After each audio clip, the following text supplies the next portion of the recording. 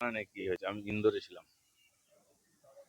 কি ঘটনা হয়েছে জানি না। বিশ্ববিদ্যালয় দখলের চেষ্টা হয়েছে, এবিভিপি বনাম এসএফআই বনাম পুলিশ বনাম ধস্তাধস্তি ডিম এবং যাদবপুরের যে এমব্লেমটা ছিল গেটে লাগানো বিশ্ববিদ্যালয়, সেটা আবার খুলে নেওয়া হলো কেন? দেখুন, পরিবর্তন হয়েছে, অনেক কিছুই হবে। 6 মাস অপেক্ষা করুন, একটু উঠা পাল্টা উল্টা পাল্টা। তো এটা ঠিক যে দাদাগিরি, দেশবিরোধী ক্রিয়াকলাপ, এটা চলতে দেওয়া যাবে না কোথাও।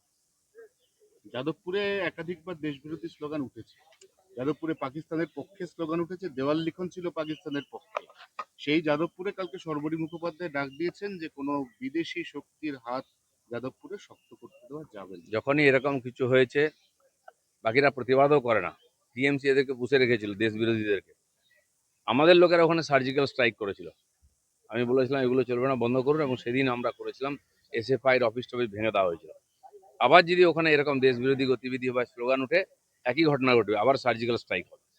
অভিষেক বন্দ্যোপাধ্যায়ের ব্যাংক অ্যাকাউন্ট নিয়ে টালবাহানা চলছে, অ্যাকাউন্ট ঠিক হবে কি হবে না এখনো বিষ পাওয়া।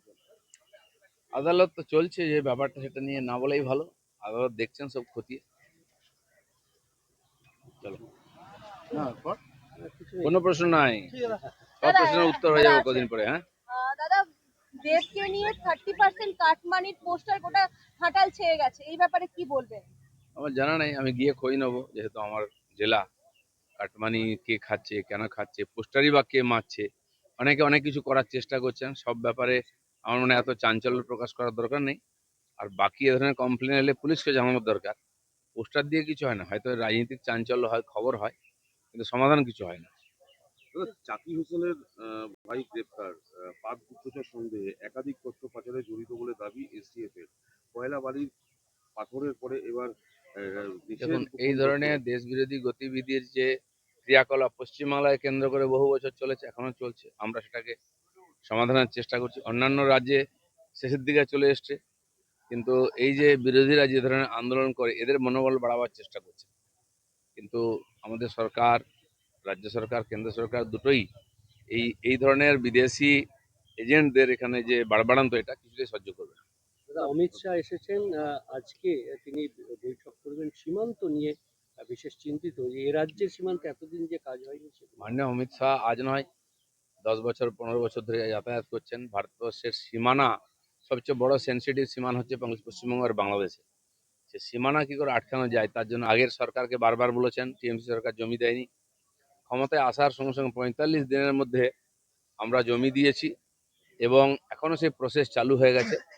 252 কিলোমিটার বেড়া দেওয়া হয়ে গেছে, প্রায় জমি পেয়ে গেছে, কাজ শুরু হয়ে গেছে। এখনো 50 কিলোমিটার খোলা জায়গা আছে, যেটা আমরা জমির খুঁজছি, প্রসেস করছি। এছাড়া কিছু জলা বা নদী আছে, সেটা বাদ দিয়ে প্রায় পুরোটাই পশ্চিমবঙ্গ বাংলাদেশ বর্ডার সিল হয়ে যাচ্ছে। তো মাননীয় অমিত শাহ খুব সিরিয়াসলি বিষয়টাকে নিয়েছেন, এবং প্রতি মাসেই প্রায় এখন আসেন। এখানকার আইন শৃঙ্খলা থেকে আরম্ভ করে সীমান্ত গতিবিধির ব্যাপারটা ওনার নজরে আছে। বাজারে সমস্ত জিনিসপত্রের দাম অগ্নিমূল্য, চাল ডাল তেল চিনি সমস্ত কিছুর দাম বাড়ছে। এই যে চিনি দুধের দাম 1,20,000 টাকা বৃদ্ধি, এটা কি পেট্রোলের জন্য বলে মনে হয়? চিন্তার বিষয় আছে, আমি জানি না কেন হচ্ছে, তবে এর আগেও টাস্ক ফোর্স গেছে, দিয়ে বাজারেতে এদের খোঁজ খবর নিয়েছে। আসল জিনিস যেটা সবজি ইত্যাদির দাম বাড়ে, সবজির দাম খুব বেশি বাড়তে দেওয়া হয়নি, যেটা ছিল মোটামুটি কাছাকাছি আছে।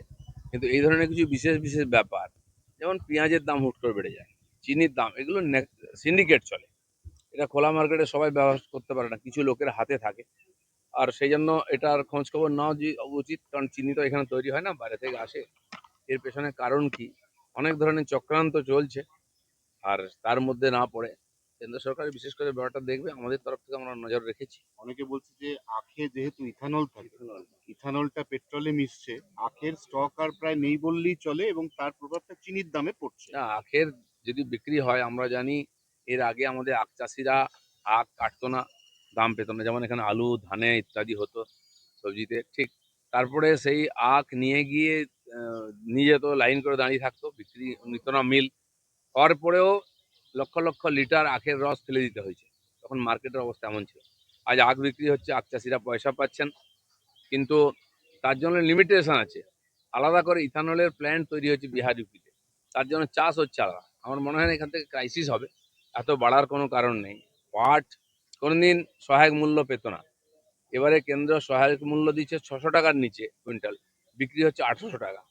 তো চাষিদের পক্ষে লাভ হয়েছে এটা, কিন্তু কালোবাজারি করে সাধারণ মানুষের মধ্যে ক্রাইসিস তৈরি করাটা এটা অনুমতি দেওয়া যায় না।